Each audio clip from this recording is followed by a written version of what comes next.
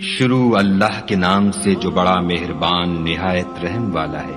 جو چیز آسمانوں میں ہے اور جو چیز زمین میں ہے سب خدا کی تسبیح کرتی ہے، اسی کی سچی بادشاہی ہے اور اسی کی تعریف لامتناہی ہے اور وہ ہر چیز پر قادر ہے۔ وہی تو ہے جس نے تم کو پیدا کیا، پھر کوئی تم میں کافر ہے اور کوئی مومن، اور جو کچھ تم کرتے ہو خدا اس کو دیکھتا ہے۔ اسی نے آسمانوں اور زمین کو مبنی بر حکمت پیدا کیا، اور اسی نے تمہاری صورتیں بنائیں اور صورتیں بھی پاکیزہ بنائیں، اور اسی کی طرف تمہیں لوٹ کر جانا ہے۔ جو کچھ آسمانوں اور زمین میں ہے وہ سب جانتا ہے، اور جو کچھ تم چھپا کر کرتے ہو اور جو کھلم کھلا کرتے ہو اس سے بھی آگاہ ہے، اور خدا دل کے بھیدوں سے واقف ہے۔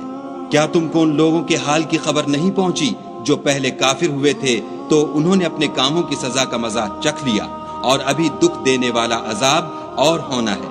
یہ اس لیے کہ ان کے پاس پیغمبر کھلی نشانیاں لے کر آتے تو یہ کہتے کہ کیا